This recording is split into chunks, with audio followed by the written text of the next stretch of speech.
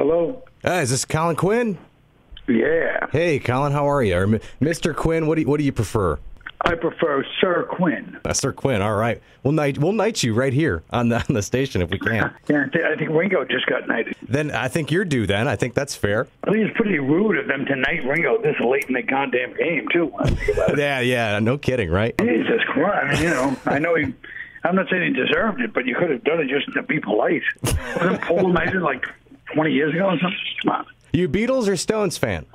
I didn't know you couldn't be both. I think you can be both, but I have a theory that people are one more than the other. Well, I mean, it's hard for me to say because I'm in my heart, I'm more of a Beatles fan, I guess.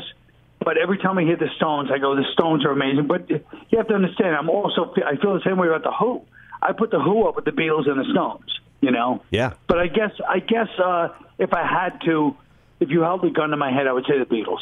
Okay. No one's doing that. Don't worry. You don't have to choose yet. Not yet, but I'm going with the Beatles. Because, look, when you look at Rubber Soul and Revolver, like the Stones, as great as they were, they kind of reacted off the Beatles. Plus, I don't like the fact that they were always trying to slam the Beatles. When I used to love that song, She's a Rainbow, and then I heard they were making fun of the Beatles by writing that song, and I took that song seriously and loved it. So now I feel like an idiot. I just really think you love one more than the other. You crank those ones up. The Beatles, you can. I'm mellow to the Beatles, but the Who and the Rolling Stones, I crank them up. Yeah, but the Stones, I mean, the Who kind of invented punk in a way. Yeah. And obviously, I'm not. That's not coming from me. It's something I've read 8 times, so then I'm acting like I came up with it. On the phone, I've got a guy. He's an actor, he's a comedian, he's an author, and we can call him a Broadway star. He's Colin Quinn. What's going on, man? Yeah, I really am a Broadway star. You're right. Now, I feel like being an actor and being a comedian, an author, all of that has got to be great in its own way. But just to say that you're a Broadway star, that's got to be huge. Not to me. Maybe to Christian Chenoweth or somebody like that. But, it wasn't my dream to be in Wicked and stuff like that when I was growing up. So, when I was growing up in the 70s, it was cool to be like off-Broadway, like Al Pacino and those guys. They would go off-Broadway. That was considered cooler. Yeah, but you did that too. Yeah, you're right. I consider myself an off. Yeah. Yeah, so you're right there. Man of the theater, it's a good thing. You're right. Yeah, so he's bringing his tour. It's One in Every Crowd. That's the name of the tour. It's coming to Poughkeepsie right here, March 24th at Laugh It Up Comedy Club. Now you're doing 2 shows there, right? One at 7 and one at 9:30. Am I reading that right? Yeah. So you're really bringing it to Poughkeepsie, man. I sure am. Well, Poughkeepsie is, it's really the 6th borough. They just don't know it. They think they're a quaint upstate town, but they're actually just a borough of New York. You know what? It really is. I'm seeing that myself. I'm not from here. I'm from Michigan. I will be a year here in April, and I totally agree. So have you spent a lot of time in Poughkeepsie? No, but I've been there enough where, over the course of my life. If you grew up in New York, you've definitely been to Poughkeepsie a few times. Poughkeepsie was like, in the 70s, 80s, 90s, it was kind of it was a den of inequity in many ways, but now it's come back nicely, But it's still got that wild side to it. Yeah, now the Laugh It Up Comedy Club, I don't know if you've performed there before. It's actually in a upstairs of Mahoney's Irish Pub and Steakhouse. And now we're coming off of St. Patrick's Day weekend here. Now, I know you don't drink, but I follow you on Twitter, and I could see that you definitely did St. Patrick's Day right. Now, where were you? I saw you had some parade going on. Were you in the city? Well, that was in Brooklyn. It was the day after St. Patty's. We had the Brooklyn Irish Day Parade. So that was the day after St. Patty's. They had the Brooklyn Parade. So I was there for that. And it's funny because when they first had this parade, it's in Portugal. When the parade was started in like the late 70s, there would be IRA guys in masks walking the parade. Are you serious? Yeah. That's insane. That's crazy to think about now. Crazy. I know.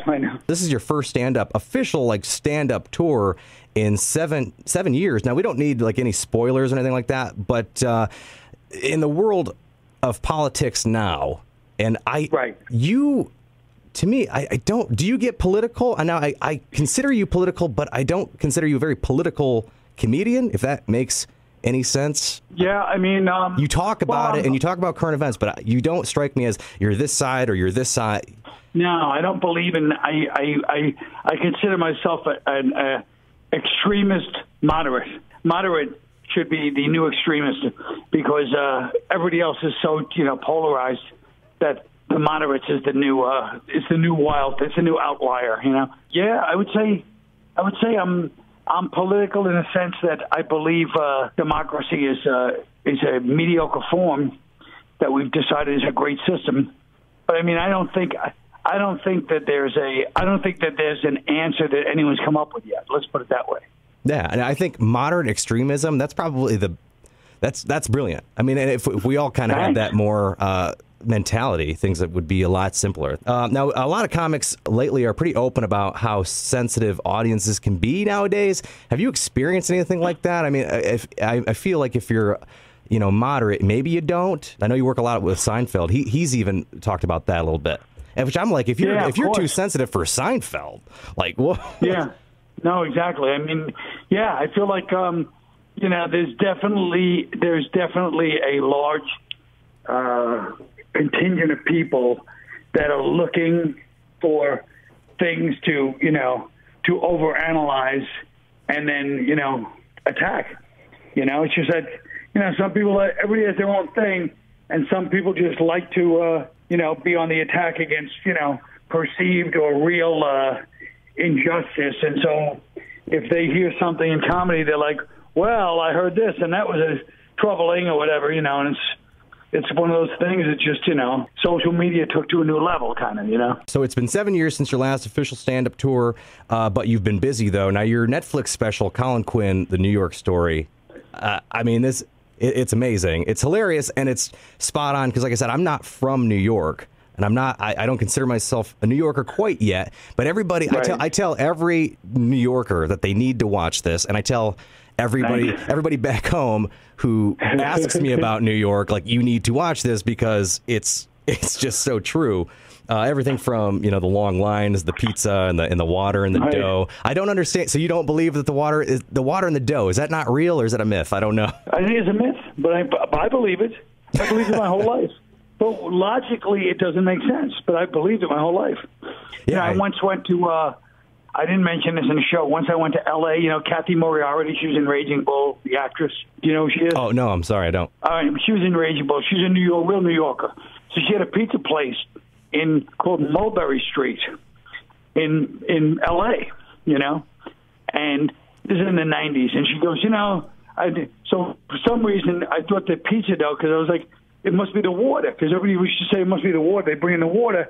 That's why it tastes so good, So one day I was talking to her, and I kind of, just say hello and talk, and I go, Kathy, is it true you guys bring in the water, and that's why this pizza is different? And she looked at me with a mixture of sadness and disgust, and she goes, Colin, think about it. What do you think we truck water in from New York every day? And I was like, oh, good point, Kathy. I guess I'm an idiot.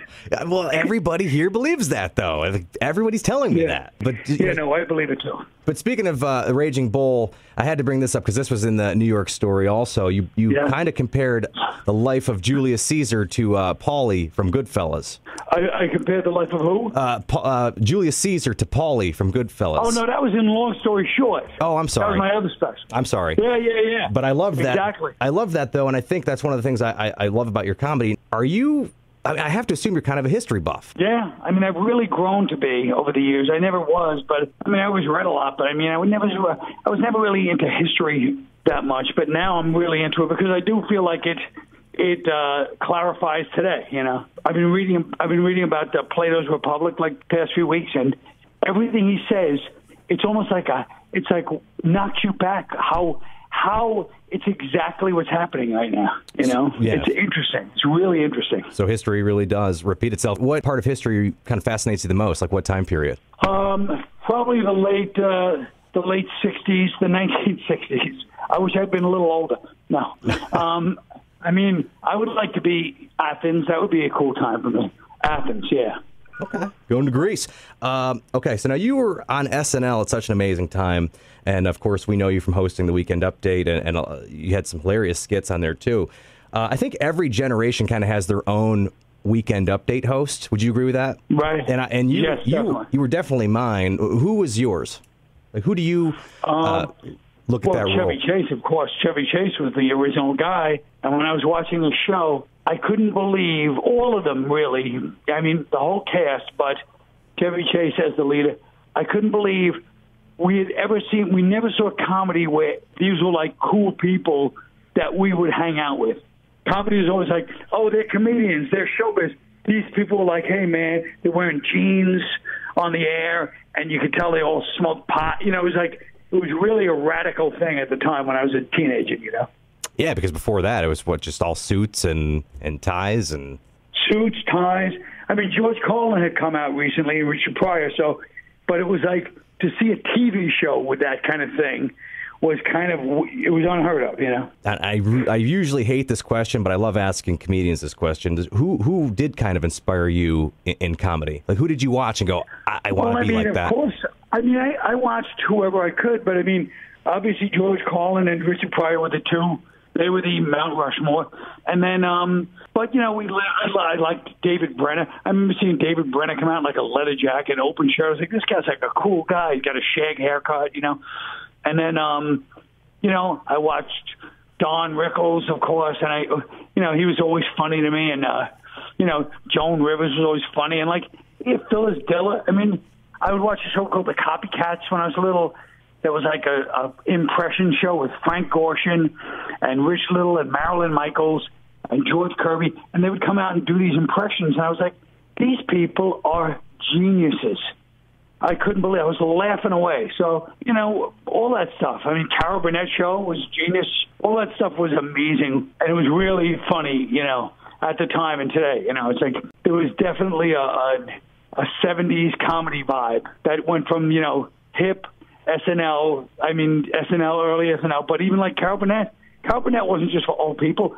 Kids loved it, too. It was funny, you know. Oh, yeah. I love going back and watching old Carol Burnett skits and old Carlin. And we'd watch the roast. We'd be like, oh, you know, the roast. Even as kids, we knew, like, oh, they're insulting each other, but they don't really mean it. Now, in retrospect, back to SNL, some of your fellow cast members at that time were kind of talking about how competitive it was on that show. I mean, it seems like there's such camaraderie on there, but they really talk about how competitive it was at that specific time. Was there any truth to that, or did you experience any of that? Is it kind of healthy competition? Sure. I mean, it's always competitive. Yeah, it's competitive. I mean, it's competitive. You're trying to get yourself on. I mean, why shouldn't it be? Why shouldn't it be competitive? So it's healthy competition. You didn't think it wasn't like a toxic competition. I mean, it's like every other job. I mean, it's like every other job in the world, which is you've got to compete. It's like school.